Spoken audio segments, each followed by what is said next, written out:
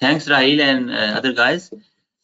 मुझे जी बहुत शुक्रिया इनवाइट करने का। कोड मूवमेंट पाकिस्तान में मुझे राहिल ने कहा था कि आप प्रेजेंट कर सकते हैं अगर कुछ, तो मैंने कहा मैं एंगुलर पे मैं काफ़ी अर्से से काम कर रहा हूँ, तकरीबन 3-4 साल से।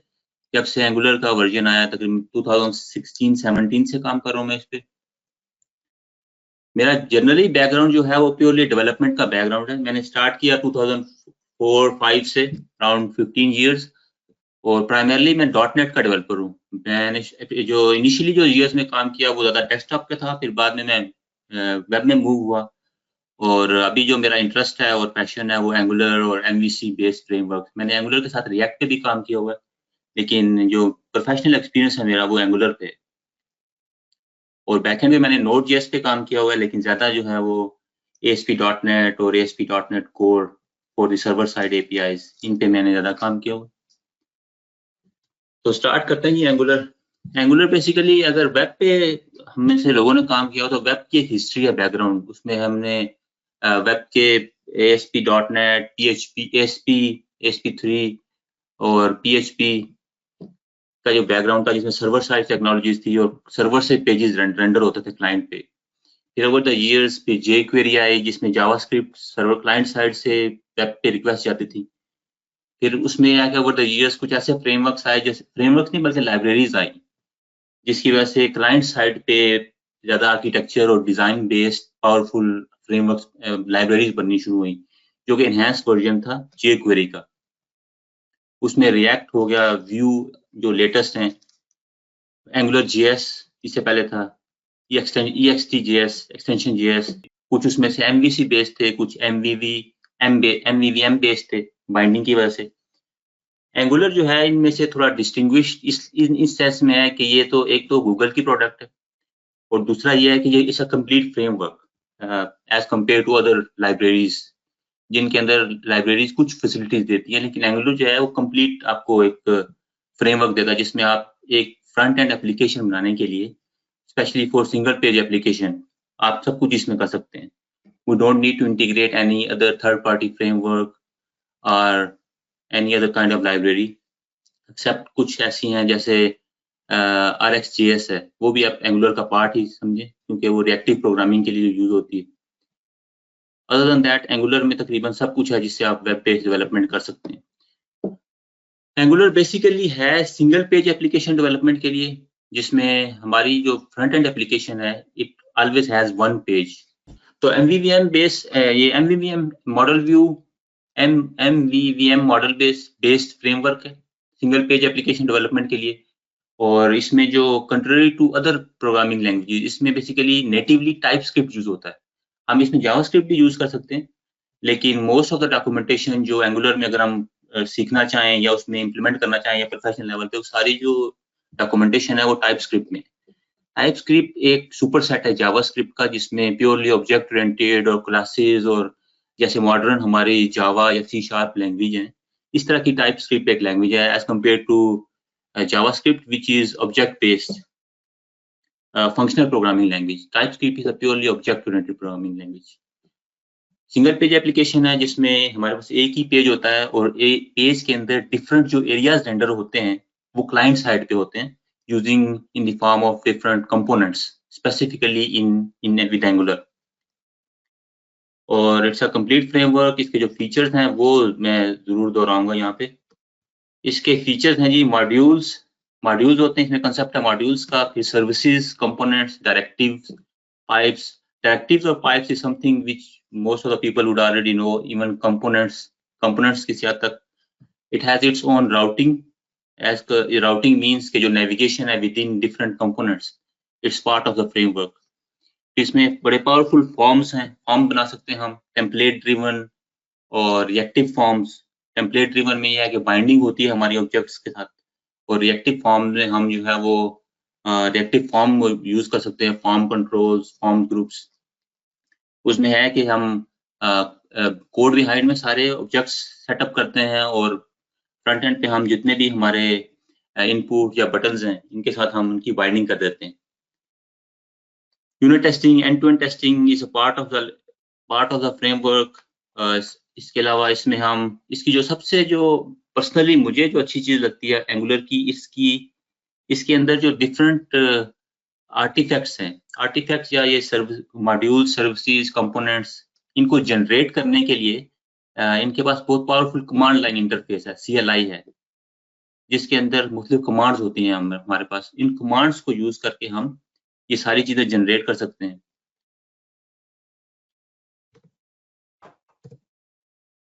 ओके, मॉड्यूल्स क्या है? ये मॉड्यूल इज अ बेसिक, मैं तेजी से ये डॉक्यूमेंटेशन, ये प्रेजेंटेशन रन करूंगा, उसके बाद जो है मेरे पास एक सैम्पल प्रोजेक्ट भी बना हुआ है यहाँ पे।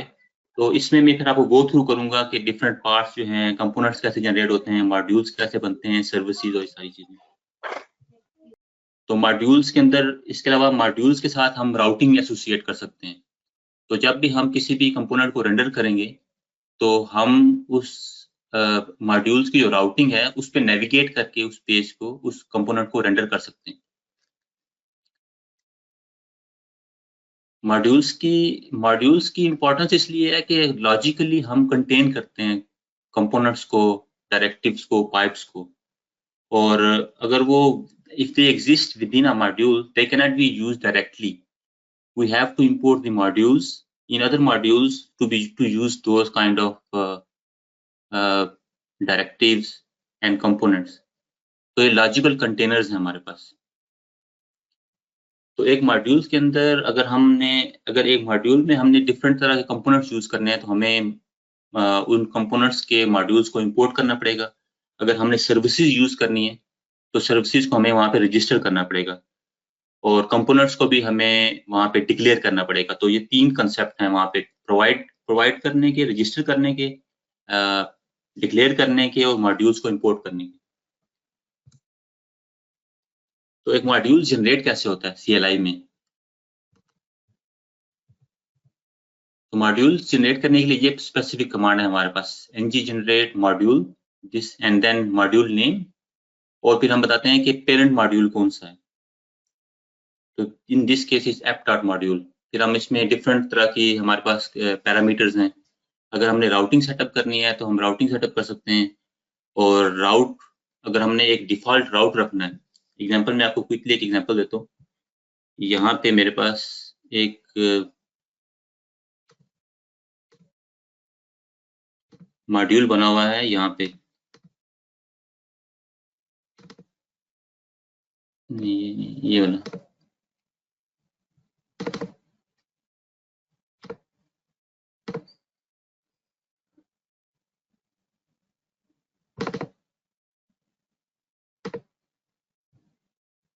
हाँ, ये टेस्ट मॉड्यूल। तो जब मैंने क्रिएट किया था ये वाला मॉड्यूल, तो मैंने एक मॉड्यूल क्रिएट किया था जिसके अंदर हमारे पास जिसके अंदर जितने भी चाइल्ड राउट्स होंगे वो रेंडर होंगे। तो उसके लिए कंसेप्चुअली हम ऐसे कर सकते हैं कि हम राउटर आउटलेट डिफाइन करते हैं। तो जितने भी हमारे पास चाइल्ड कंपोनेंट्स होंगे उनमें पहले ये कंपोनेंट रेंडर होगा, और उस कंपोनेंट के अंदर जो भी चाइल्ड कंपोनेंट है वो यहाँ पे रेंडर होगा आउटलेट के, राउटर आउटलेट में। तो ये कंपोनेंट का कंसेप्ट है इसमें मॉड्यूल्स में। और अगर हम ये पर्टिकुलर कमांड रन करेंगे तो ये वो जनरेट करेगा एक मॉड्यूल जिसका नाम टेस्ट होगा। उसमें एक राउटिंग मॉड्यूल क्रिएट करेगा, बिकॉज हमने राउटिंग इनेबल की है यहाँ पे, और उसके लिए एक स्पेसिफिक नेमिंग कन्वेंशन है कि module name dash routing dot module. और एक पेरेंट कंपोनेंट रेंडर होगा जिसका नाम होगा इस केस में टेस्ट, क्योंकि हमने यहाँ पे राउट सेट किया हुआ यहाँ पे। इसमें हम और भी कुछ कमांड हैं, जैसे राउटिंग स्कोप बता सकते हैं, क्योंकि 2 तरह के मॉड्यूल्स होते हैं हमारे पास, एक होते हैं चाइल्ड और एक होते हैं रूट। अगर रूट होगा तो वो रजिस्टर होगा पेरेंट में, अगर चाइल्ड होगा तो वो it will work as a child module. इसमें मैं आपको एग्जांपल देता हूँ कि यहाँ पे ये जो मॉड्यूल है it's a child module,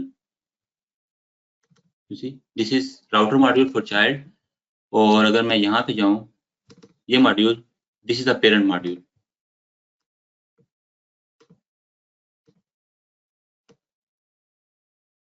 This is route module, and these are child modules. Like अभी जो मॉड्यूल इसमें मतलब कंपोनेंट होते हैं, कंपोनेंट इट्स लाइक मतलब हम जो चाइल्ड को जो हम कॉल कर रहे हैं, इट्स लाइक जो डिव्स होती है हमारे पास मुख्तलिफ फ्रंट एंड की, वो हम कॉल कर रहे हैं, फ्रंट एंड वाली चीज़ है, इट्स बिल्कुल ऐसे समथिंग होता है, डिफरेंट। बिल्कुल ऐसे होता है। अब मैं इसकी एग्जांपल देता हूँ आपको कि यहाँ पे जाएं, यहाँ पे जाते हैं। आप देखेंगे मेरे पास एक कंपोनेंट है टेस्ट, एक मॉड्यूल है टेस्ट। इसके अंदर मेरे पास मैं अगर यहाँ पे जाऊँ तो एक राउट डिफाइन है टेस्ट, राइट, और एक कंपोनेंट टेस्ट टू के अंदर मैं जाता हूँ यहाँ पे, this is test two, this has this kind of HTML or whatever it will render. तो this is the child component। और अगर मैं इसके ऊपर नेविगेट करूँ यहाँ पे,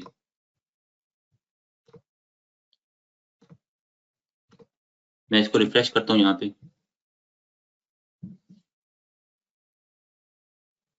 और ये मेरे पास होम पेज है बेसिकली। और होम पे मैंने क्या लिखा हुआ है, मैंने बड़ा सिंपल सा एक टेस्ट एप्लीकेशन बनाई हुई है। मैंने इस बटन पे लिखा हुआ है कि, मैंने इस लिंक पे लिखा हुआ है कि it navigates to test 1 and then it goes to test route. So it means it should go to this particular module, test 1, and then it should render this component। Okay okay, like Then it should render। जैसे master page होता है हमारे पास, master page, slave page, उस तरह बिल्कुल वाला concept है। ठीक है। बिल्कुल वही कंसेप्ट, ये वाला राउट है और ये कंपोनेंट रेंडर होगा। तो अब मैं यहाँ पे जाता हूँ, आप देखें कि मैं जब मैंने यहाँ पे क्लिक किया तो यहाँ पे नीचे अगर आप देखें कि ये जो टास्क बार है, इस पे बता रहा है कि it will render this particular route. जब मैंने इस पे क्लिक किया तो इसने ये टेस्ट 2 कंपोनेंट को रेंडर किया। आप इसकी HTML दे सकते हैं, यहाँ पे HTML देखते हैं।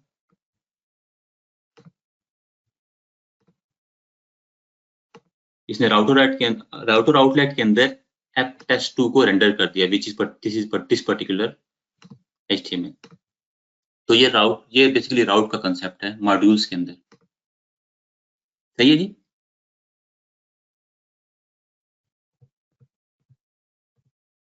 ठीक है, अब देखें कि यहाँ पे एक मॉड्यूल जो है उसकी वो बेसिकली नजर कैसे आता है कोड के अंदर। तो मॉड्यूल के अंदर हमारे पास यहाँ पे एक डेकोरेटर है। हर जो एंगुलर के अंदर जो मुख्तलिफ तरह के, एक तो हमारे पास क्लासेस का कंसेप्ट है, जैसे टाइप स्क्रिप्ट की हम क्लास क्रिएट करते हैं। इसके अलावा इसके ऊपर हमारे पास एक कंसेप्ट है डेकोरेटर्स का। डेकोरेटर्स बेसिकली टाइप स्क्रिप्ट का फीचर है, ये एंगुलर का फीचर नहीं है, टाइप स्क्रिप्ट लैंग्वेज का फीचर है, जिसके अंदर हम बेसिकली क्लास लेवल के ऊपर, फंक्शन लेवल के ऊपर, कंस्ट्रक्टर में, पैरामीटर्स में, प्रॉपर्टीज में हम ये एट्रीब्यूट्स लगा सकते हैं with this particular sign। इनको डेकोरेटर्स कहते हैं। So they basically add more, enhance the functionality of a class, function or attribute or constructor or parameter। तो जो मॉड्यूल होगा उसके अंदर हमारे पास 3 इंपॉर्टेंट चीजें होती हैं। उसके अंदर और भी एट्रीब्यूट्स होते हैं डेकोरेटर में, लेकिन 3 इंपॉर्टेंट चीजें। एक है डिक्लेरेशन। डिक्लेरेशन में हम जितने भी मॉड्यूल्स के अंदर कंपोनेंट्स होंगे जो हमने क्रिएट किए हैं, they have to be declared here. अब मैं इसकी एक एग्जांपल यहाँ पे देता हूँ आपको।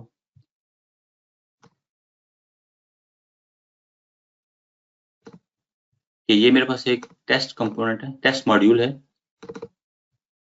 इसके अंदर मेरे पास 2 कंपोनेंट्स हैं, test 1 and test 2। Both have been declared here. अगर मैं डिक्लेयर नहीं करूंगा तो मैं यूज नहीं कर सकता। लेट्स सपोज इसको मैं यहाँ से रिमूव करता हूँ। मैंने रिमूव किया तो अभी देखते हैं यहाँ पे क्या होगा।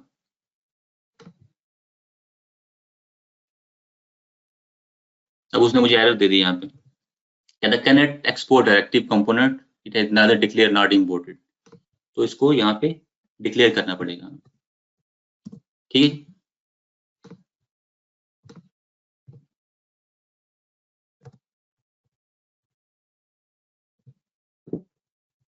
ओके। फिर हमने अगर हमने इस मॉड्यूल के अंदर दूसरे मॉड्यूल्स के कंपोनेंट्स, पाइप्स या डायरेक्टिव को यूज करना है, तो उस मॉड्यूल्स को हमें इंपोर्ट करना पड़ेगा। तो इंपोर्ट के लिए हमने उस मॉड्यूल को इंपोर्ट्स के सेक्शन में डालना पड़ेगा। यहाँ पे हमें इंपोर्ट करना पड़ेगा। इसकी मैं एक एग्जांपल देता हूँ यहाँ पे, कि हमारे पास ये टेस्ट 1 कंपोनेंट है।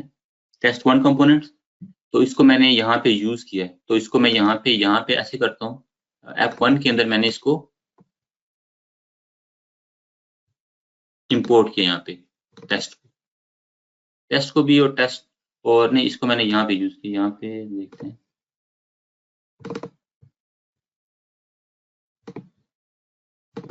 इसको मैंने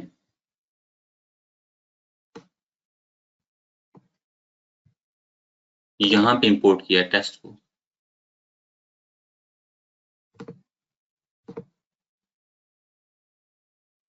ठीक है जी।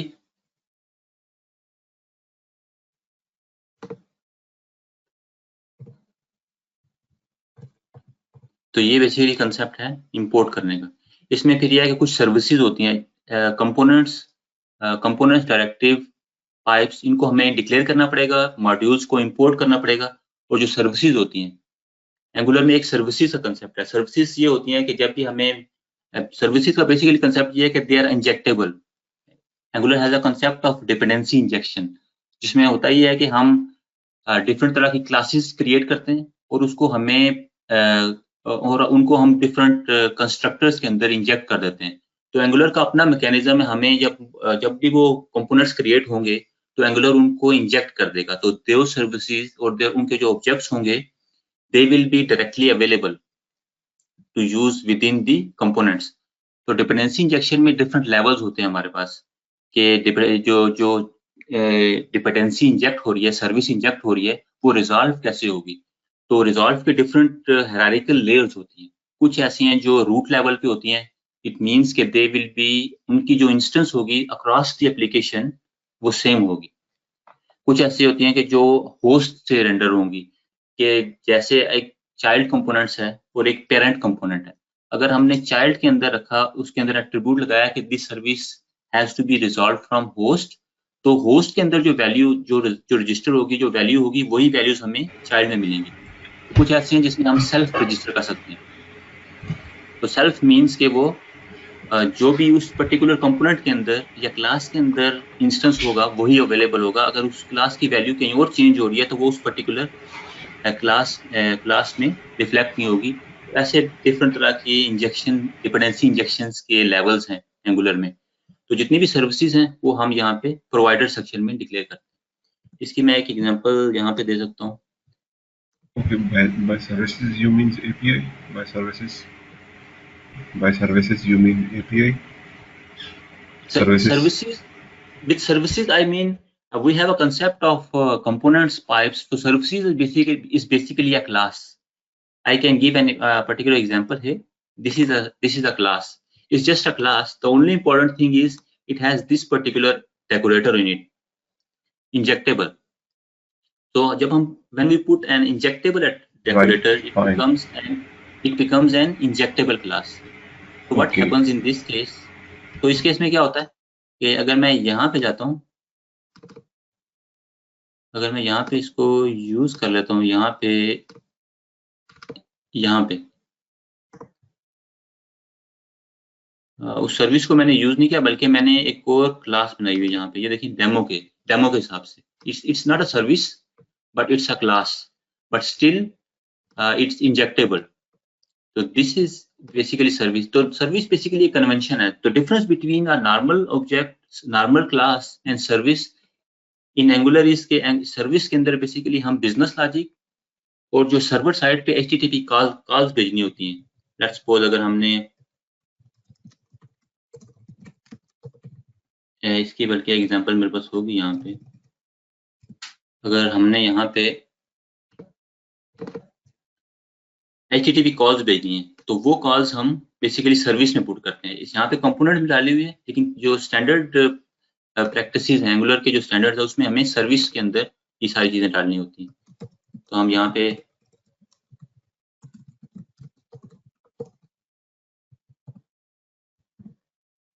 सर्विसेज के अंदर हम सर्वर साइड पे जो कॉल्स भेजते हैं और जो डाटा है वो मेंटेन करते हैं। तो सर्विसेज के अंदर हम लॉजिक और सर्वर साइड ही कॉल्स भेजते हैं।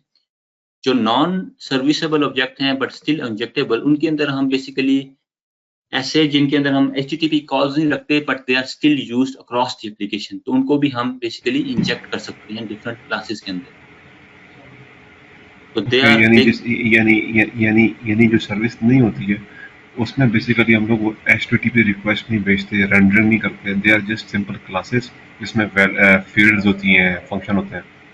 बिल्कुल एग्जैक्टली ऐसा ही है। और लेकिन उनको हम इंजेक्टेबल इसलिए करते हैं कि they are used across the application, और वो कुछ डाटा वो शेयर करती हैं across different components. Let's suppose अगर हमारे पास डेमो की क्लास है और ये डाटा हमने डिफरेंट कंपोनेंट्स में शेयर करना है, तो उसको लिए हम उसको इंजेक्टेबल करेंगे और यहाँ पे उसको इंजेक्ट कर देंगे। अगर मैं एक और कंपोनेंट में जाता हूँ, लेट्स सपोज इंजेक्टेबल मीन यानी पब्लिक होते हैं ना, वो यानी पब्लिक हो जाते हैं। इंजेक्टेबल मीन्स के they are injectable, they are injectable. और एंगुलर इनको अगर कहीं पे भी ये यूज हुए हैं तो Angular automatically inject their instance based on how it gets resolve. और ओके इसके अंदर मैं अगर मैं यहाँ पे जाऊँ तो ये मैंने यहाँ पे यूज किया हुआ है, इसको मैं यहाँ पे भी यूज कर सकता हूँ।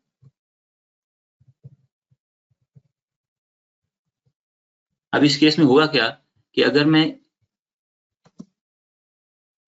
मैं इस क्लास के अंदर मैंने एक डेमो की वैल्यू चेंज की डाटा की, तो एग्जैक्टली यही वैल्यू मुझे यहाँ इस कंपोनेंट में मिलेगी। तो ये कंसेप्ट है कि जो ऑब्जेक्ट है injectable, it's shares it's instance across the application.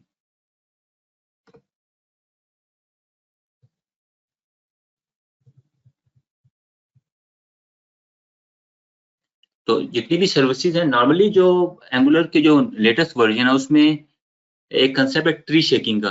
तो उस वजह से हमें जितनी भी सर्विसेज होती हैं नॉर्मली हम उनको जो प्रोवाइड करते हैं वो रूट पे प्रोवाइड करते हैं। तो हमें स्पेसिफिकली डिफरेंट, क्योंकि नॉर्मली जो सर्विसेज हैं they are shared across the application. तो ऐसे बहुत कम इंस्टेंसेस होते हैं कि हमें सर्विसेज को इंडिविजुअल कंपोनेंट्स के अंदर रजिस्टर करना पड़े या प्रोवाइड करना पड़े। तो उसके लिए जो कंसेप्ट है नॉर्मली इसमें एंगुलर में, वो है प्रोवाइडेड। जब हम इंजेक्ट करते हैं तो उसमें हम बताते हैं कि इंजेक्ट हम किस लेवल पे कर रहे हैं। तो आप देखिए यहाँ पे एक कंसेप्ट है प्रोवाइडेड इन रूट। तो जब हम प्रोवाइडेड इन रूट करते हैं तो हमें फिर यहाँ पे किसी मॉड्यूल के अंदर उसको डिक्लेयर करने की जरूरत नहीं है। तो उस केस में हमें डिक्लेयर करने की जरूरत नहीं है। अगर मैं इसको अगर जैसे इस केस में मैंने इसको प्रोवाइडेड इन रूट नहीं किया हुआ तो मुझे यहाँ पे इसको डिक्लेयर करना पड़ा, मुझे इसको यहाँ पे प्रोवाइड करना पड़ा। लेकिन अगर मैं इस सर्विस को यूज करूँ, इसको मुझे डिक्लेयर करने की इसको मुझे प्रोवाइड करने की जरूरत नहीं पड़ेगी, क्योंकि इसके अंदर मैंने जो प्रोवाइडेड इन है वो रूट में रखा हुआ है। तो एंगुलर रिकमेंड करते हैं कि हम जो सर्विसेज हैं वो हम रूट लेवल पे रखें, ताकि जब अगर कोई सर्विस यूज नहीं हो रही तो जब हम एक प्रोडक्शन बिल्ड जनरेट करते हैं तो वो उस सर्विस को बिल्ड का पार्ट ना बनाए।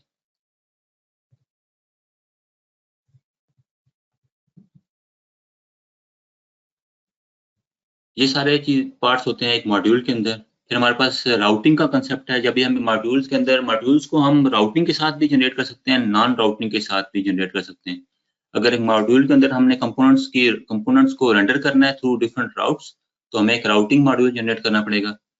और अगर हमने कंपोनेंट्स के मॉड्यूल्स के अंदर राउटिंग नहीं देनी तो हमें मॉड्यूल्स जनरेट करने की जरूरत नहीं है।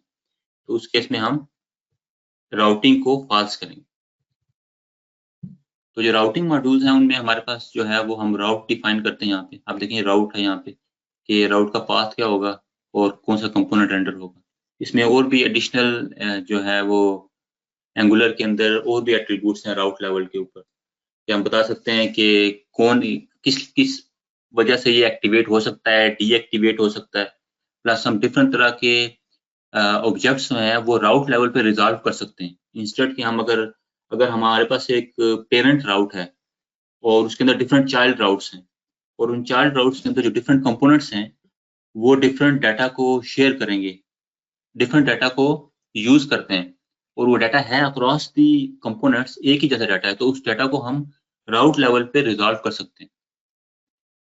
जब हम कंपोनेंट्स का जो जो राउट्स का जो डिफरेंट ऑब्जेक्ट्स हैं जैसे राउटर या एक्टिवेटेड राउट के ऑब्जेक्ट्स हैं, उससे हम फिर डाटा की प्रॉपर्टी से वो जो हमारे पास रिजॉल्व ऑब्जेक्ट है वो हम डिफरेंट चाइल्ड कंपोनेंट में यूज कर सकते हैं। तो अभी यहाँ पे मैंने सिर्फ दो ही प्रॉपर्टीज बताई है, एक पाथ है और एक कंपोनेंट। इसमें अगर एंगुलर की डॉक्यूमेंटेशन में जाएं तो राउट में जाते हैं, यहाँ पे ये राउट इंटरफेस है। क्विकली इसमें हम बता सकते हैं कि पाथ कौन सा है, पाथ मैच में हो सकता है कि प्रीफिक्स या फुल। प्रीफिक्स में है कि अगर पाथ हमारे पास अगर एक पाथ है जो फुल मैच नहीं करना बल्कि हमने हाफ पार्शियली मैच करना है तो वो भी रेंडर हो जाएगा। फिर हम अपना क्या कहते हैं कंपोनेंट बता सकते हैं, फिर रीडायरेक्ट कर सकते हैं if it has to be redirected somewhere else, और आउटलेट भी डिफाइन कर सकते हैं। हमारे पास कंपोनेंट, हम बेसिकली जब राउटर एक कंपोनेंट्स को रेंडर करते हैं तो जो राउटर आउटलेट है वो हम डिफरेंट तरह की राउटर आउटलेट्स डिफाइन कर सकते हैं। लेट्स सपोज मैंने यहाँ पे एक राउट डिफाइन किया, तो मैं ये कहता हूँ कि इसकी मैंने आईडी दे दी फर्स्ट राउट, और राउटर के अंदर मैं यहाँ पे बताता हूँ इसको सेकंड राउट।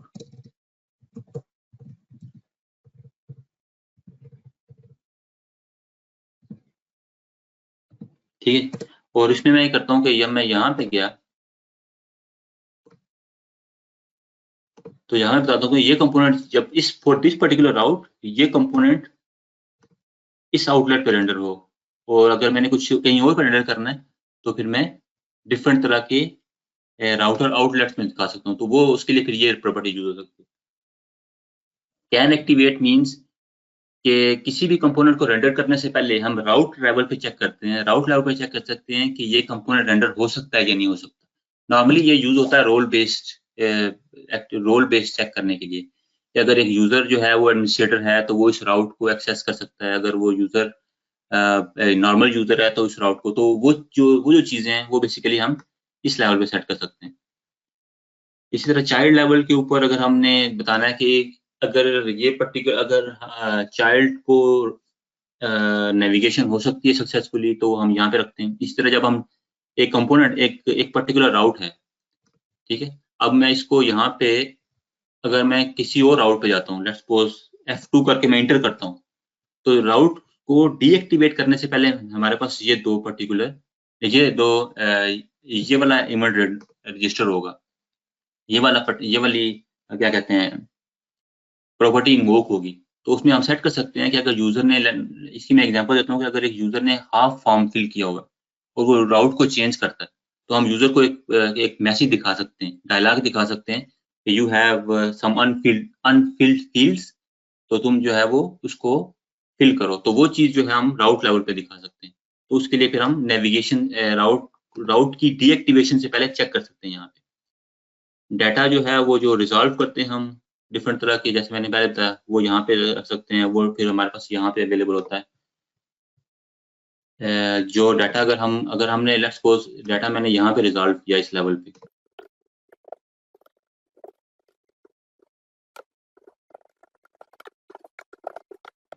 और जब मैं इस कंपोनेंट में गया और यहाँ पे मैं करता हूँ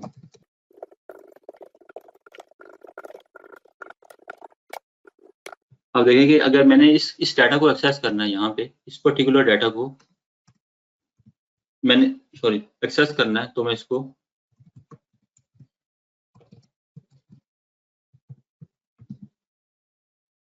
डाटा डॉट टेस्ट करूंगा तो ये मुझे यहाँ पे कंपोनेंट लेवल पे मिल जाएगा।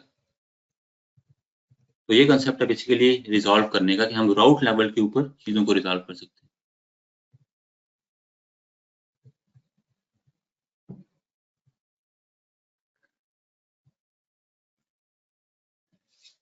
इसके अलावा राउटिंग में और ज्यादा इसमें मॉड्यूल्स में एक कंसेप्ट और होता है जी, वो है जी एक्सपोर्ट करने का। कि हम अगर एक कंपोनेंट है वो मैंने इसमें मिस किया है, एक कंसेप्ट होता है एक्सपोर्ट का, कि एक कंपोनेंट है, लेट्स सपोज ये टेस्ट कंपोनेंट है, इसको मैंने कहीं और यूज करना है, तो मुझे उसको यूज करने से पहले वहां पे इसको मॉड्यूल के अंदर एक्सपोर्ट करना पड़ेगा। इसकी यहाँ पे एग्जांपल मैं देता हूँ।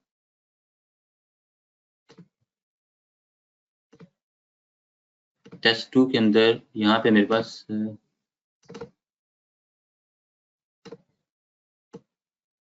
ये टेस्ट2 कंपोनेंट है, इसको मैंने यहाँ पे यूज किया है होम के अंदर। एफ डॉट टेस्ट नहीं, बल्कि इसकी एग्जांपल लेते हैं टेस्ट की। इस टेस्ट के अंदर यहाँ पे मैंने क्या लिखा हुआ है, क्या लिखते हैं,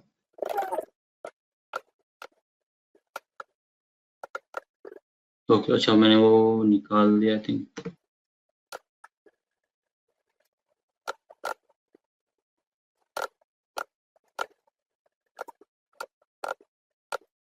अब मेरे पास देखें, इसकी मैं एग्जांपल देता हूँ कि मेरे पास मुझे एरर आ रहा है, वो कह रहा है कि जो डेमो है, demo object is not accessible, is not injectable. इसकी वजह ये है कि जो डेमो है वो टेस्ट वन मॉड्यूल के अंदर है। तो अगर मैं इसको यहाँ पे जाऊँ और मैं टेस्ट 2 को इंपोर्ट कर दूँ,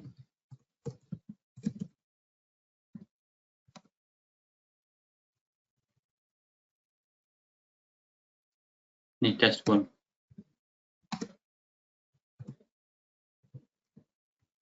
तो अब एरर मेरे पास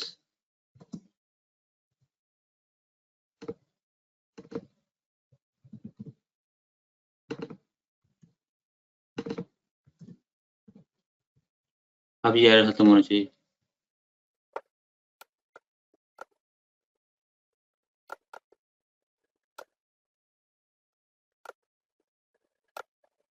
ओके होम के अंदर क्या, और इसको मैं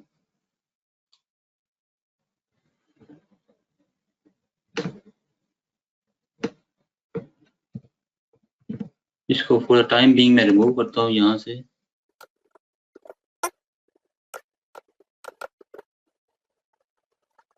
ठीक है, अब देखिए कि मैंने अगर टेस्ट 1 कंपोनेंट को होम के अंदर टेस्ट 1 कंपोनेंट को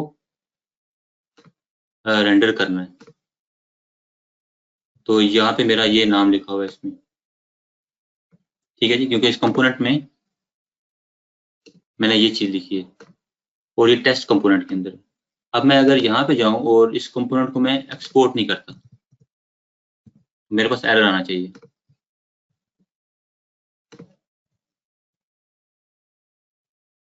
अब देखेंगे मेरे पास एरर आ रहा है, वो कह रहा है कि ये कंपोनेंट है,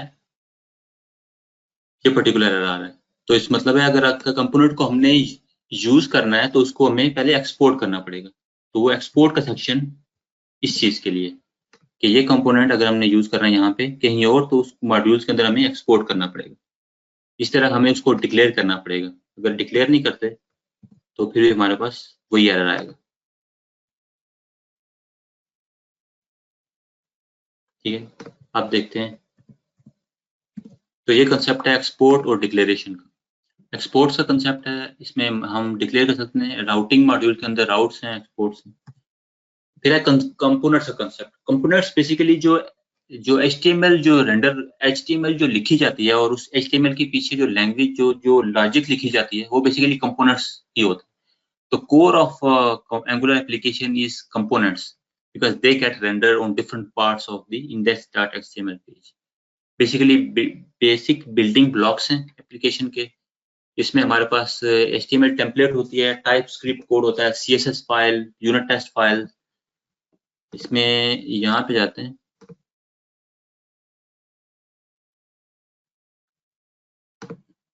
मेरे पास डिफरेंट ये कंपोनेंट बना हुआ है, एक टेस्ट कंपोनेंट, इसकी डिफरेंट क्लासेस हैं।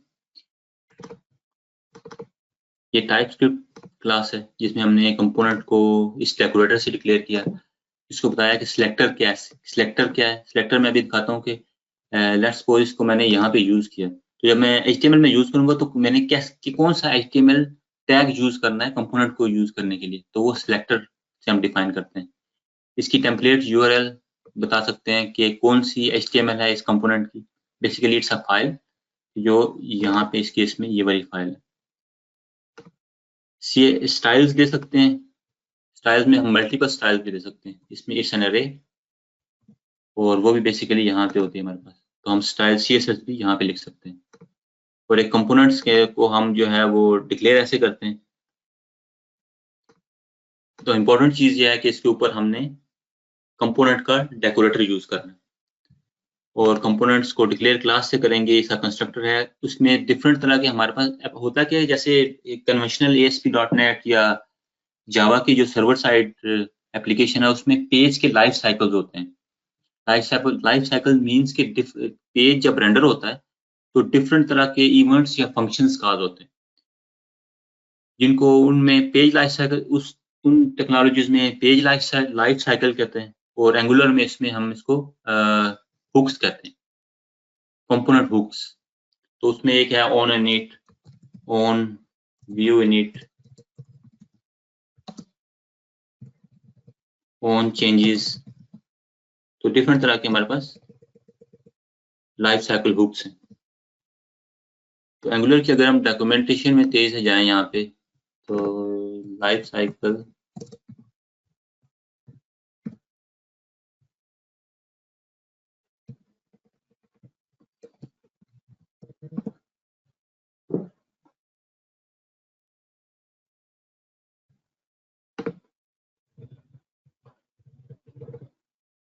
यहाँ पे लाइफ साइकिल हुक्स का एक सेक्शन है।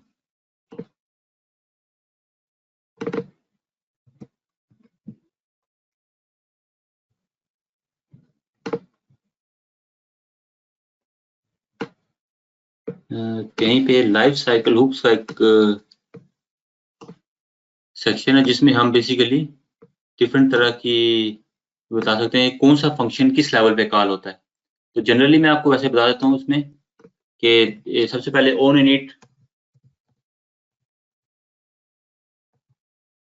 सबसे पहले ऑन इनिट कॉल होगा, फिर ऑन चेंजेस, और फिर इसके अलावा और भी डिफरेंट तरह के ऑन डिस्ट्रॉय, बीच में एक दो और भी हैं जो फ्रीक्वेंटली कॉल होते हैं। तो डिफरेंट 5 या 6 तरह के फंक्शंस हैं जो different stages of a components call होते हैं। कंपोनेंट की इनिशियलाइजेशन के ऊपर, कंपोनेंट्स के जो इनपुट पैरामीटर्स होते हैं, जब कंपोनेंट्स को हम पैरामीटराइज भी कर सकते हैं। लेट्स सपोज एक क्विक मैं एग्जांपल देता हूँ, कंपोनेंट को पैरामीटराइज करना कैसे क्या होता है। लेट्स सपोज ये कंपोनेंट है, इसको मैं यहाँ पे एक पैरामीटर देता हूँ @input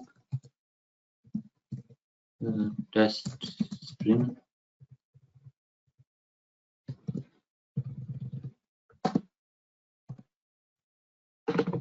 और इस टेस्ट को मैं यहाँ पे रेंडर करता हूँ।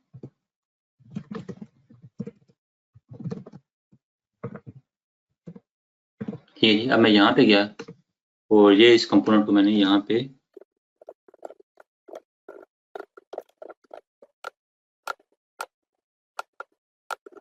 तो देखेंगे जो प्रॉपर्टीज थी वो यहाँ पे रेंडर होगी। तो कंपोनेंट को हमने बेसिकली पैरामीटराइज कर दिया। तो पैरामीटराइज के लिए हम इनपुट का एट्रीब्यूट यूज करेंगे। ये भी डेकोरेटर है which is a class variable level decorator. तो जब इस तरह एक कुछ ऐसे फंक्शन हैं जब प्रॉपर्टीज इनिशियलाइज होती हैं तो वो कॉल होते हैं। कुछ ऐसे हैं जब कंपोनेंट डिस्ट्रॉय होता है तो वो वाले पर्टिकुलर जैसे ng डिस्ट्रॉय है वो चेंज होगा। फिर इस तरह कंपोनेंट की जो बाइंडिंग्स हैं, जो फॉर्म के साथ हम बाइंडिंग करते हैं, अगर उनके अंदर कुछ चेंज होगी तो पर्टिकुलर फंक्शंस कॉल होते हैं। तो वो बेसिकली कंपोनेंट्स के लाइफ साइकिल हुक्स। उन हुक्स के अंदर हम डिफरेंट तरह के फंक्शन काम कर सकते, डिफरेंट तरह का कोड लिख सकते हैं ताकि हम जब भी कोई इवेंट हमारे पास अकर हो तो हम ये पर्टिकुलर काम करें। तो लाइफ साइकिल हुक्स का ये कंसेप्ट है इसमें कंपोनेंट्स के अंदर। तो जो बाय डिफॉल्ट नॉर्मली जो यूज करते हैं वो ng ऑन इनिट है इनिशियलाइजेशन के लिए। जब भी सारी प्रॉपर्टीज कंस्ट्रक्टर कॉल होने के बाद फर्स्ट जो लाइफ साइकिल हुक कॉल होता है वो ng ऑन इनिट है। तो ये सारी इंटरफेसेस हैं, इनको हम मल्टीपल इंप्लीमेंट कर सकते हैं। ऑन डिस्ट्रॉय, तो कन्वेंशन इसकी ये है कि इसका ऑन डिस्ट्रॉय यूज होगा और जो फंक्शन होगा उसका वो ng से स्टार्ट होगा, ng ऑन डिस्ट्रॉय।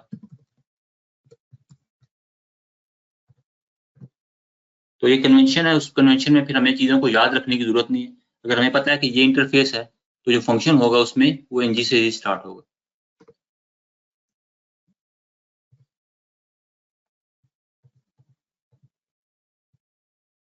इसके अलावा कंसेप्ट है हमारे पास डायरेक्टिव्स का। डायरेक्टिव्स बेसिकली 3-4 तरह के डायरेक्टिव्स हैं। डायरेक्टिव्स करते क्या हैं कि जैसे एंगुलर जीएस के अंदर, ये एंगुलर जीएस के जो एंगुलर का जो पुराना वर्जन था एंगुलर जीएस, इसके अंदर एक कंसेप्ट था डायरेक्टिव्स का। तो बेसिकली डायरेक्टिव्स करते हैं कि वो HTML की के जो एलिमेंट्स हैं या HTML की जो टेम्पलेट है, इसकी कैपेबिलिटीज को हम इनहेंस कर सकते हैं।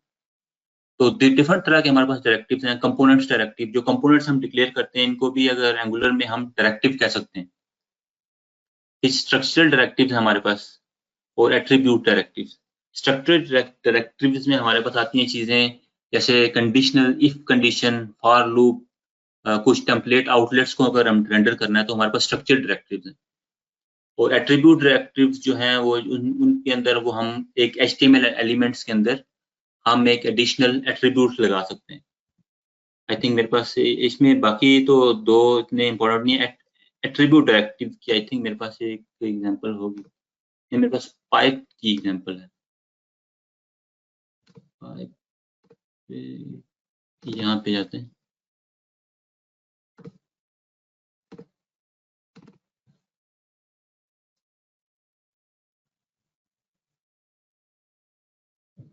तो बेसिकली एट्रीब्यूट लेवल कैसे काम करता है? जैसे मेरे पास एक डिव है, तो यहाँ पे मैं डालता हूँ ऑन हावर चेंज कलर। तो ये बेसिकली मेरे पास एट्रीब्यूट लेवल डायरेक्टिव होगा। तो मैं बेसिकली जब एक एट्रीब्यूट एक डायरेक्टिव डिक्लेयर करूंगा तो उसके अंदर उसका जो सिलेक्टर होगा वो बेसिकली ये होगा, और वो एक डिव के अंदर हम इसके इस तरह से हम इसको डिफाइन करेंगे। तो ये बेसिकली डायरेक्टिव करेगा क्या कि इस एग्जिस्टिंग HTML एलिमेंट्स की कैपेबिलिटीज को इनहेंस करेगा। लेट्स सपोज यहाँ पे मैं जाता हूँ और मैं एक डायरेक्टिव डिक्लेयर कर दूं,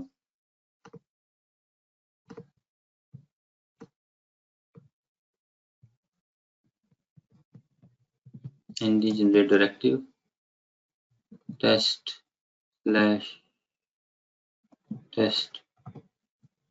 module is equal to test.module export is equal to test.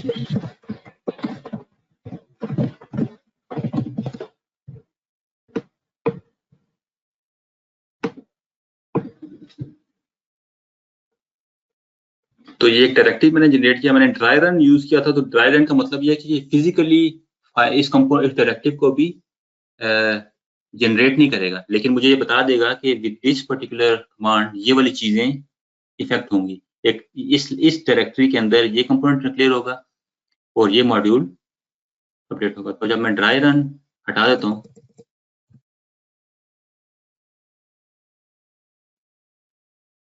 तो आप देखेंगे मेरे पास ये डायरेक्टिव बन गया यहाँ पे, और ये डायरेक्टिव यहाँ पे एक्सपोर्ट भी कर दिया मैंने। एक्सपोर्ट मीन्स इसको मैं यूज कर सकता हूँ कहीं पे।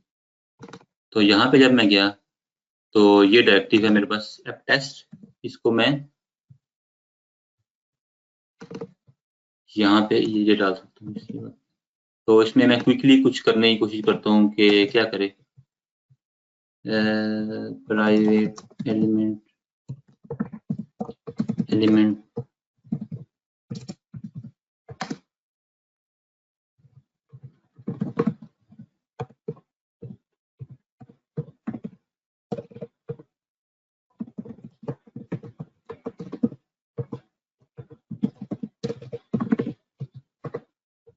let's see.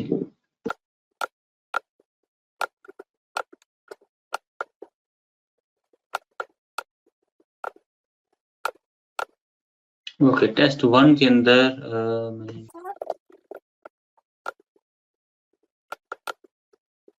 बल्कि इसके लिए मैं एक बड़ा जो इम्पोर्टेंट है वो चीज करता हूँ।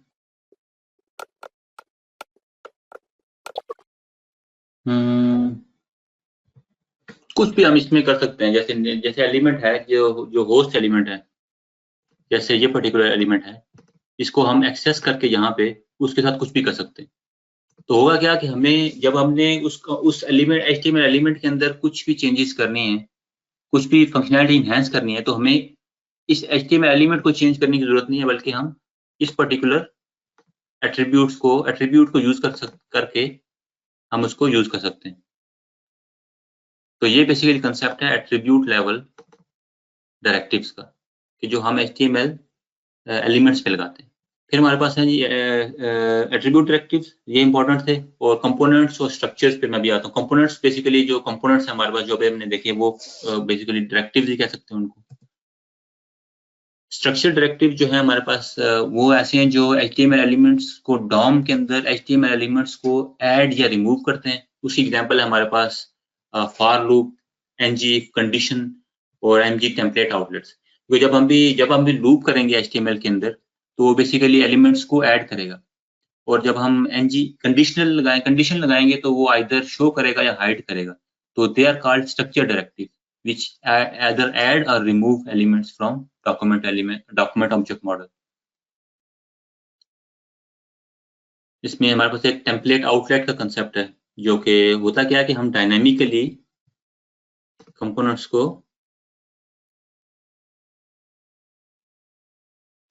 इस इंटरेस्टिंग टॉपिक यहाँ पे मेरे पास ये देखें कि आप देखें कि यहाँ पे मेरे पास एक टेम्पलेट है, मैंने टेम्पलेट डिफाइन किया हुआ है और मैं ये कह रहा हूँ कि अगर डेटा की वैल्यू ये होगी तो ये पर्टिकुलर चीज रेंडर होगी, एल्स इस चीज को रेंडर कर दे। तो अगर मैंने कंपोनेंट 2 यहाँ पे रजिस्टर किया हुआ है तो आप देखें कि उसने इफ नॉट टेम्पलेट मींस के डेटा की वैल्यू हेलो है। तो मैं डेटा की वैल्यू चेंज करता हूँ। डेटा की वैल्यू मैंने इस बटन के पीछे मैंने डेटा की वैल्यू चेंज की है। तो बटन के पीछे मैंने डेटा की वैल्यू हेलो 1 कर दी। तो जब डेटा की वैल्यू हेलो 1 हुई तो उसने इस पर्टिकुलर इनलाइन टेम्पलेट को रेंडर कर दिया। तो उसमें हमारे पास टेस्ट टेम्पलेट 1 ये लिखा हुआ। तो ये बेसिकली कंसेप्ट है हमारे पास आउटलेट्स का। तो ये पर्टिकुलर आउटलेट तब यूज होता है अगर मैं यहाँ पे जाऊँ और मैं इस कंटेनर में इंस्टेड ऑफ दिस मैं यहाँ लिख दूँ template outlet is equal to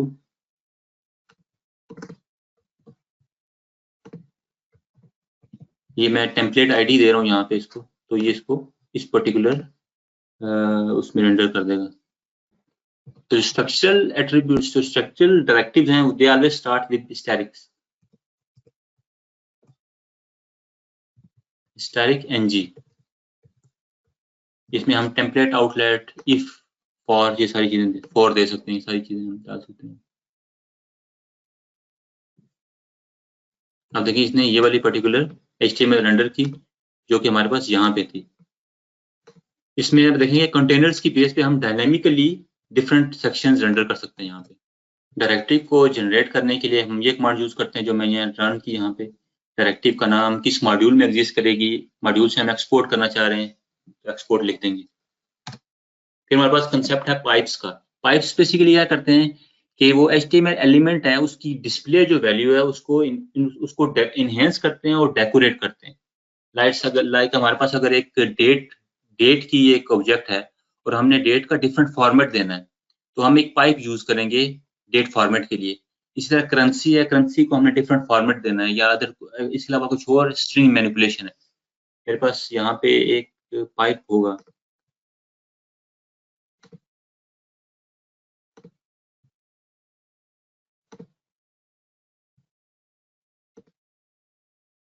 हाँ ये पाइप है मेरे पास और मैंने टेस्ट 1 के अंदर यहाँ पे मैं जाता हूँ।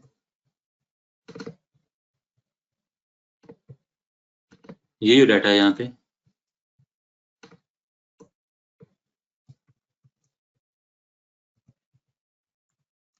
मैं इसमें पाइप के लिए ये यूज करेंगे और पाइप का नाम हमारे पास टेस्ट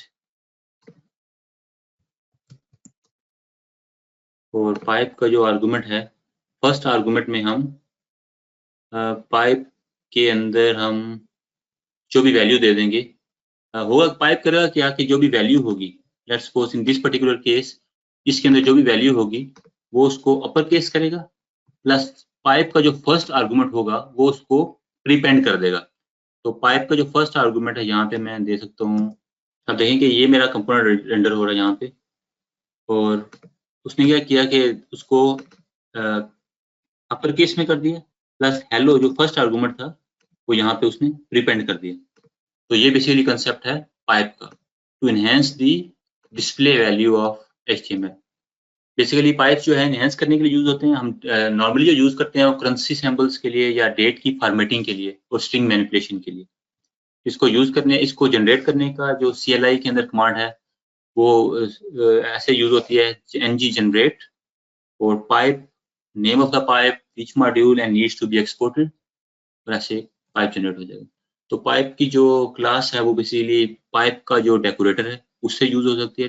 पाइप का डेकोरेटर हम यूज करते हैं और एक टाइप स्क्रिप्ट की क्लास जनरेट करेगा which always implements pipe transform, और उसका एक फंक्शन है ट्रांसफॉर्म जिसके अंदर हम जो जिस वैल्यू के ऊपर हम पाइप यूज कर रहे हैं और एनी एडिशनल आर्गुमेंट्स, तो हम यहाँ पे इनहेंस कर सकते हैं उस पर्टिकुलर वैल्यू को मैनिपुलेट कर सकते हैं।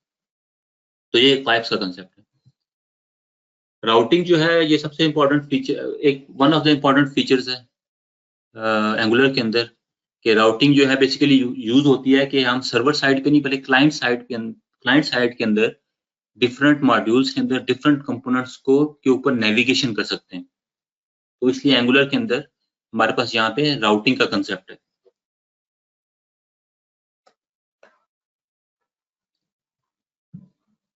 तो राउटिंग इस पर्टिकुलर पर्पस के लिए यूज होती है।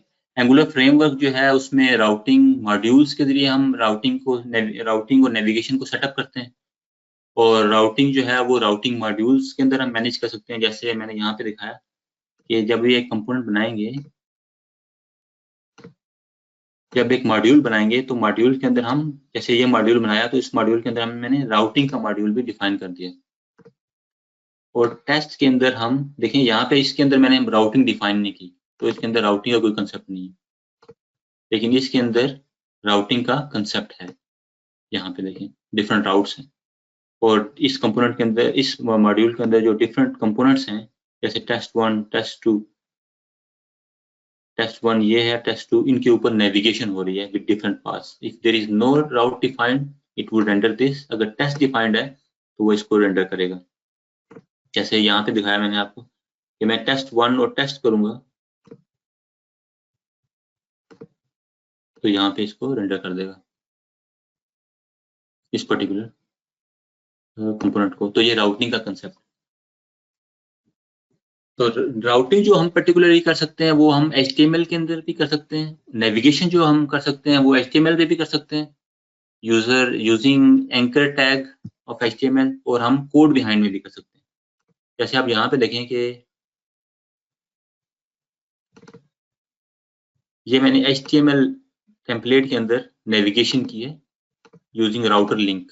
ये HTML, ये एंगुलर का एट्रीब्यूट है, तो मैंने बाइंड कर दिया इस अरे को। और ये बेसिकली एक राउट के अंदर जितने भी सेगमेंट्स होते हैं, जैसे आप देखेंगे इसके अंदर 2 सेगमेंट्स हैं, तो ईच सेगमेंट हमने अरे की डिफरेंट वैल्यू में रखना है। और क्योंकि हम रूट से जा रहे हैं तो रूट के लिए हम यहाँ पे स्लैश डालेंगे। समटाइम्स ऐसे होता है कि करंट मॉड्यूल के अंदर ही हमने राउटिंग करनी है, तो मैं यहाँ पे जैसे कर सकता हूँ। ओके, राउटिंग में फिर ये राउटिंग हम ऐसे डिफाइन कर सकते हैं क्लास HTML लेवल के ऊपर, और बैकएंड के ऊपर हम राउटर का जो ऑब्जेक्ट है उससे हम नेविगेशन कर सकते हैं। ये HTML और ये राउट लेवल। सर्विसेज का कंसेप्ट जैसे मैंने बताया कि सर्विसेज बेसिकली इंजेक्टेबल क्लासेस हैं, primarily used to make HTML calls to server and also contain the business logic and data as well. The services are registered in the modules in the provided sections, लेकिन यह है कि latest version में हम उसको root level पे भी define कर सकते हैं, तो फिर हमें इंडिविजुअल मॉड्यूल लेवल के ऊपर उनको प्रोवाइड करने की, रजिस्टर करने की जरूरत नहीं है। एंगुलर के अंदर प्रोवाइडिंग का कंसेप्ट है, और नॉर्मल जो स्टैंडर्ड यूज होता है डिपेंडेंसी इंजेक्शन के लिए वो रजिस्ट्रेशन का कंसेप्ट होता है। हम रजिस्टर करते हैं और रिजॉल्व करते हैं, तो यहाँ पे हम प्रोवाइड करते हैं और रिजॉल्व करते हैं कंस्ट्रक्टर लेवल के ऊपर। तो ये कोड यूज होता है सर्विस को जनरेट करने के लिए।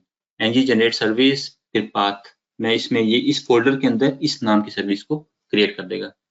तो वो आपने सर्विस यहाँ पे देखिए मैंने एक तो यहाँ बनाई हुई है,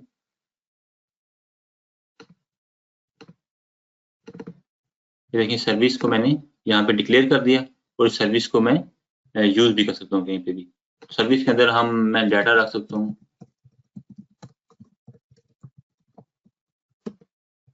स्ट्रिंग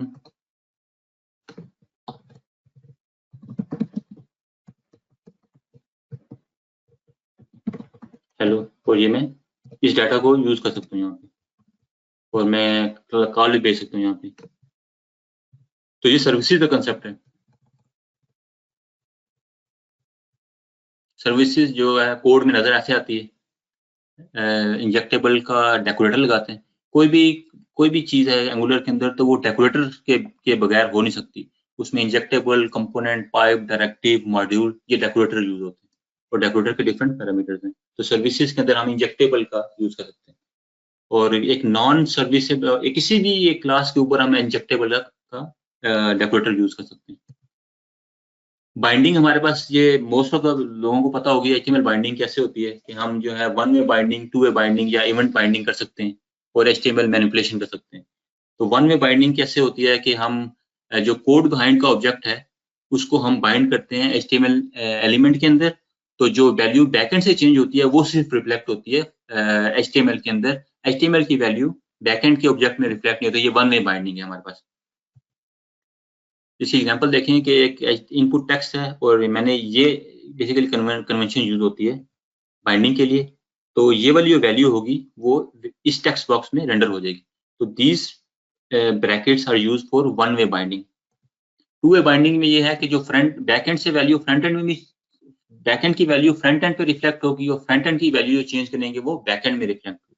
तो ये टू वे बाइंडिंग है। उसके लिए हम यहाँ पे ये कन्वेंशन यूज करते हैं, ये दो ब्रैकेट्स यूज होते हैं टू वे बाइंडिंग के लिए। तो अगर हम टेक्स्ट बॉक्स में वैल्यू चेंज करेंगे तो वो यहाँ पे रिफ्लेक्ट होगी, यहाँ पे भी आ जाएगी, और यहाँ से चेंज करेंगे तो वो यहाँ पे भी रिफ्लेक्ट हो जाएगी। ये टू वे बाइंडिंग है। फिर एक कंसेप्ट हमारे पास इवेंट की बाइंडिंग का। जैसे क्विकली एक फंक्शन था मेरे पास, बल्कि मैं इसको यही रन करता हूँ जल्दी से।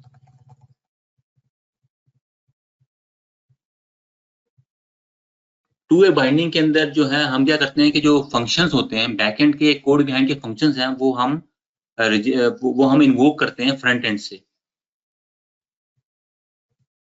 जैसे आप ये देखें कि ये बटन है, ये मेरे पास ये कंसेप्ट है इवेंट बाइंडिंग का। तो ये जो पर्टिकुलर फंक्शन है वो बाइंड हो गया यहाँ पे। तो ये वाली ब्रैकेट्स यूज होते हैं इवेंट बाइंडिंग के लिए। लूप्स जो हैं वो किसी भी लैंग्वेज का बेसिक कंस्ट्रक्ट है। तो लूप्स के लिए हम लूप और कंडीशंस, लूपिंग के लिए हम एनजी फॉर यूज कर देंगे। स्ट्रक्चर एट्रीब्यूट, स्ट्रक्चरल डायरेक्टिव है तो स्टैटिक्स यूज करेंगे एनजी, ये कन्वेंशन है। और ये कंसेप्ट है let i of all objects, जैसे जावास्क्रिप्ट, मॉडर्न जावास्क्रिप्ट और टाइपस्क्रिप्ट के अंदर लूप के लिए हम ये यूज करते हैं। इंडेक्स भी यूज कर सकते हैं हम विद सेपरेशन ऑफ सेमीकोलन। तो यहाँ पे ये ऑब्जेक्ट भी हमें मिलेगा और इंडेक्स भी यहाँ मिल जाएगा। ये जो कन्वेंशन यूज होती है ये स्ट्रिंग, ये क्या कहते हैं टेम्पलेट इंटरपोलेशन के लिए। जैसे बाइंडिंग कर सकते हैं हम, एक अगर HTML के अंदर हमने किसी वैल्यू को रेंडर करना है तो हम ये ब्रैकेट्स यूज करते हैं। तो ये वाली जो कमांड है ये इन सारे ऑब्जेक्ट्स को रेंडर कर देगी। तो HTML के अंदर ये कंसेप्ट यूज करते हैं, एंगुलर के अंदर हम ये कंसेप्ट यूज करते हैं। अगर कोड बिहाइंड के अंदर यूज करना है तो वो जो टाइपस्क्रिप्ट के अंदर लूपिंग का कंसेप्ट, लूप्स लगाते हैं जैसे फॉर लूप या व्हाइल, वो यूज होंगी। इफ कंडीशन यूज करनी है तो जैसे स्ट्रक्चर डायरेक्टिव है तो स्टैटिक एनजी और इफ, तो ये कंडीशनली इस पार्ट को रेंडर करेगा only if this value is true. तो ये एक एनजी इफ का कंसेप्ट हमारे पास। इसके अलावा हमारे पास एक और कंसेप्ट होता है स्विच स्टेटमेंट का। वो भी हमारे पास एट्रीब्यूट डायरेक्टिव है, और जो केसेस हैं वो स्ट्रक्चर डायरेक्टिव में आ जाते हैं। तो ऐसे हम यूज कर सकते हैं। डिपेंडेंसी इंजेक्शन का थोड़ा कंसेप्ट के एक स्ट्रॉन्ग कंसेप्ट है इसमें। डिपेंडेंसी इंजेक्शन का ऑब्जेक्ट को है वो इंजेक्ट कर सकते हैं कंस्ट्रक्टर में, कंपोनेंट्स में। डिफरेंट मैकेनिज्म उनको रिजॉल्व करने के, self, resolve from parent, host, optional, और इंजेक्टेबल का डेकोरेटर यूज करते हैं क्लास को इंजेक्टर बनाने के लिए। और प्रोवाइडेड इन मींस कि हम अगर रूट में भी डिफाइन कर सकते हैं या किसी और लेवल के ऊपर, तो हम वो वहां पे भी दिखा सकते हैं कि use this particular class, use this particular factory to resolve this object. और इंजेक्टेबल के अलावा हम एक इंजेक्शन टोकन का कंसेप्ट यूज करते हैं। एक है इंजेक्शन टोकन का कंसेप्ट होता है हमारे पास। मैं क्विकली, अगर मुझे 1 मिनट दें,